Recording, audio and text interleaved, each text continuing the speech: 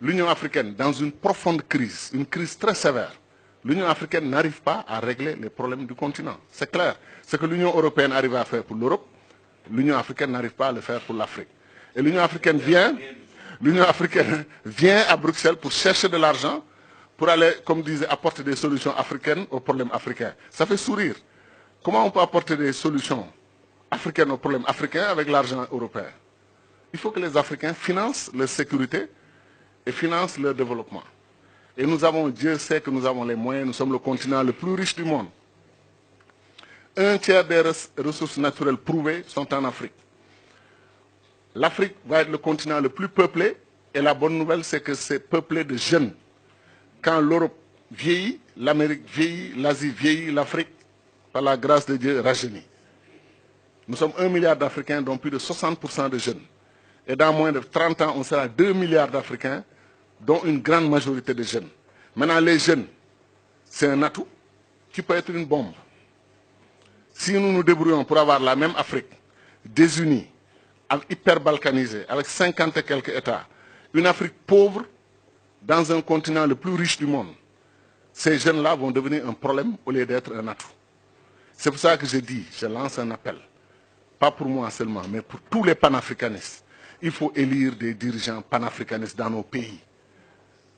L'exemple de Ouad Khadafi et Obasanjo l'a prouvé. Des dirigeants non panafricanistes ne vont pas parler du futur de l'Afrique. Ils vont nous faire rêver en nous faisant croire qu'il est possible de bâtir l'Afrique sans l'unité. Ce n'est pas possible. Ou bien ils vont parler de l'unité du bout des lèvres et ils vont pratiquer autre chose. Nous sommes aujourd'hui dans une situation de non-développement, de développement arrêté, parce que nous sommes divisés. Le Sénégal, la Gambie, la Guinée-Bissau, ce n'est pas possible, ça ne peut pas continuer.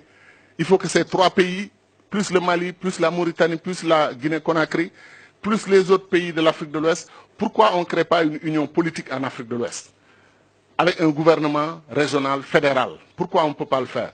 Et lancer le même appel aux pays de la SADC, qui sont très unis d'ailleurs. Lancer un même appel aux pays de l'Afrique de l'Est. Le pays de l'Afrique du Nord, s'ils étaient unis, vous croyez que l'alliance Maroc-Algérie ne serait pas une puissance comme la France et l'Algérie, la France et l'Allemagne? Très rapidement.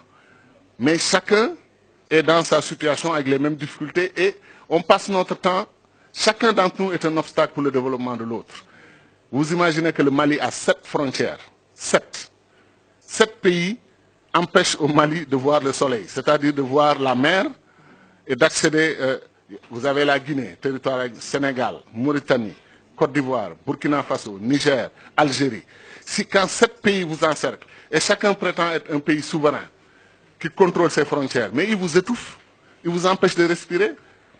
C'est pour ça que nous disons, on peut aller rapidement, au moins, à défaut d'avoir les États-Unis d'Afrique, qu'on ait des gouvernements d'union au plan régional, étape vers les États-Unis d'Afrique.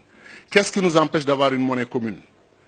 Le franc CFA, là, 14 pays le partagent, en Afrique centrale et en Afrique de l'Ouest. Faisons-en la base d'une monnaie continentale. Parce que si le franc CFA s'allie avec le Nigeria, et on change le nom, on ne l'appelle plus franc CFA, c'est clair. Le mot franc disparaît au moins. Hein, on crée une monnaie africaine commune. Il ne faut pas démanteler ce qui existe et qui fonctionne pour quelque chose dont on rêve. On prend ce qui existe, on l'améliore et on l'élargit au Nigeria, au Ghana. Dès qu'on le fait, on a presque un tiers des pays africains qui partagent la même monnaie. Mais c'est une base pour tendre la main aux autres. Kadhafi, avant lui, Nkrumah, on parlait de Banque centrale africaine il y a 50 ans. Banque centrale africaine, monnaie commune africaine, constitution, citoyenneté africaine, armée, défense commune africaine, diplomatie commune africaine, commerce extérieur africain. C'est pour ça que je dis que quand on a mis Nkrumah de côté, après on a organisé le coup d'État, on s'est retrouvé avec un faux paradigme qui a fait que même les pays africains les plus avancés comme la Côte d'Ivoire sont retombés après dans la situation que l'on sait. Est-ce que vous savez que les Malaisiens allaient en Côte d'Ivoire pour dire aux Ivoiriens dans les années, début des années 70, nous voulons être comme vous?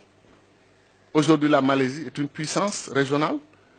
Elle vend de l'huile de palme à la Côte d'Ivoire qui lui vendait de l'huile de palme avant.